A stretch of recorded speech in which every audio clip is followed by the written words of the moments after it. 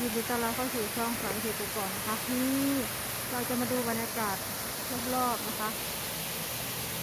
มีน้ำตกด้วยนะคะบรรยากาศร่มรื่นมากๆนะคะแต่อากาศก็จะหนาวนะคะนี่หนาวนี่อยู่บ้านแล้วค่ะเนาะอุ้ยข้างล่างก็มีน้ำด้วยนะคะนี่มีต้นอะไรไม่รู้นะคะมีเหมือนผักกูดเลยเนาะใช่ไหมอุ้ย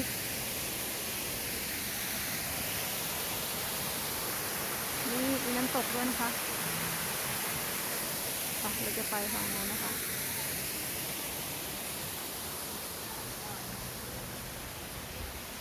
นี่ลานคนบุญนะคะ ตอนนี้ตกภาษาไทยอยู่นะคะ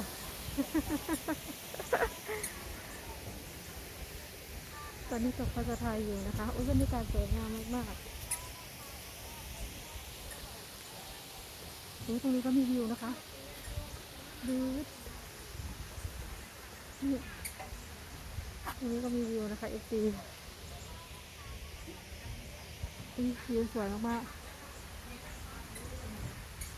ป่องเอี่ยมวัดถ้ำผาแดนนะคะนี่มีหัวใจให้ดูนะคะมีให้นั่งถ่ายรูปด้วยเนาะนี่ค่ะมีให้นั่งถ่ายรูปนะคะแต่เราไม่ได้ไปนั่งหรอกค่ะไม่มีใครถ่ายด้วยนะคะไปค่ะ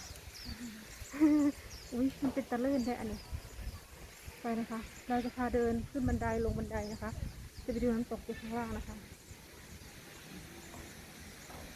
โอ้ยบรรยากาศวิวลืมให้ดูวิวทางฝั่งนี้ก็มีวิวนะคะ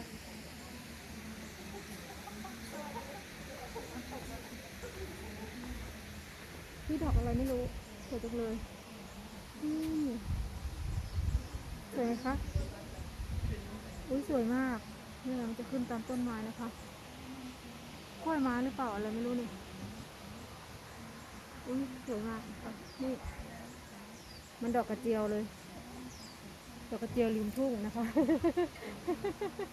อุ้ยที่นี้ก็จบเพียงเท่านี้นะคะ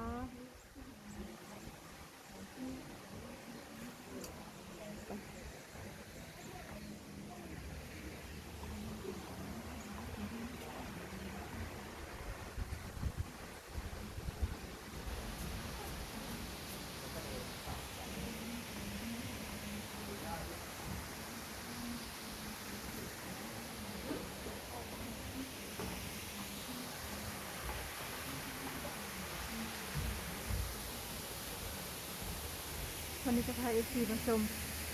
ป่าเขาลำนาวไทยนะคะเราจะมาดูน้ำตกนะคะมาค่ะให้เอฟซีมาชมป่าเขาลำนาวไทยนะคะมาดูวัดอุ้ยสวยไหมเอฟซีตกสวยงามมากเลยค่ะนี่ค่ะป่าเขาลำนาวไทยนะคะมีน้ำตกด้วย